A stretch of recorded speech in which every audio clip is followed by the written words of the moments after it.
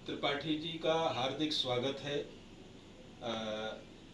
दर्शकों, बड़े सौभाग्य की बात है कि आज महर्षि महेश योगी वैदिक विश्वविद्यालय के प्रोफेसर प्रोफेसर नीलिम्ब त्रिपाठी जी उपस्थित हैं और मेरा बड़ा सौभाग्य है कि मैं आज इनसे मेरी मुलाकात हो रही है। मैं डॉक्टर प्रमोद शास्त्री। तो ये बहुत ही भगवान की अनुपम कृपा है और इस कृपा के फलस्वरूप ये आज संयोग हुआ है।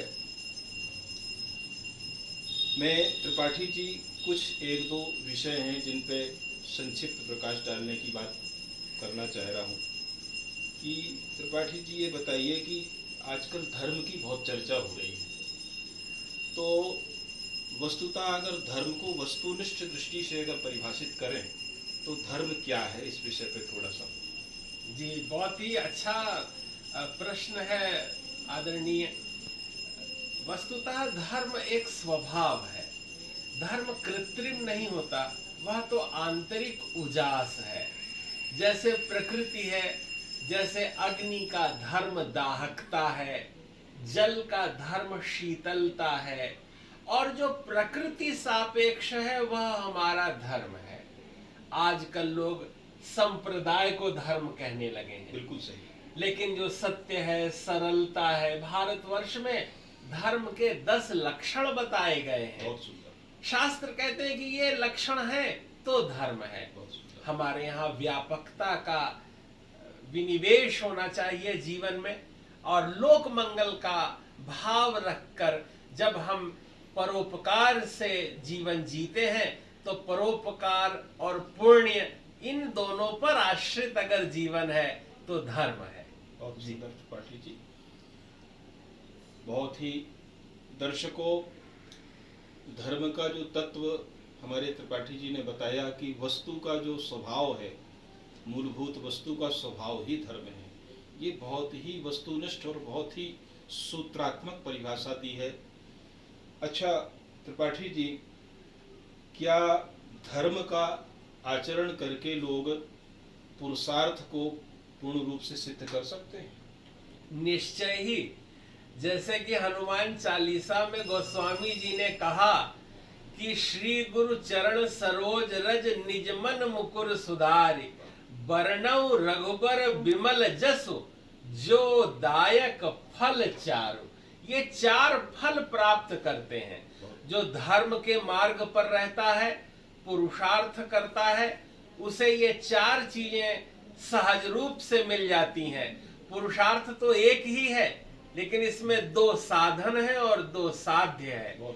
जैसे जो धर्म है वह साधन है, परिणाम में मोक्ष प्रदान करता है, वही धर्म साधक है।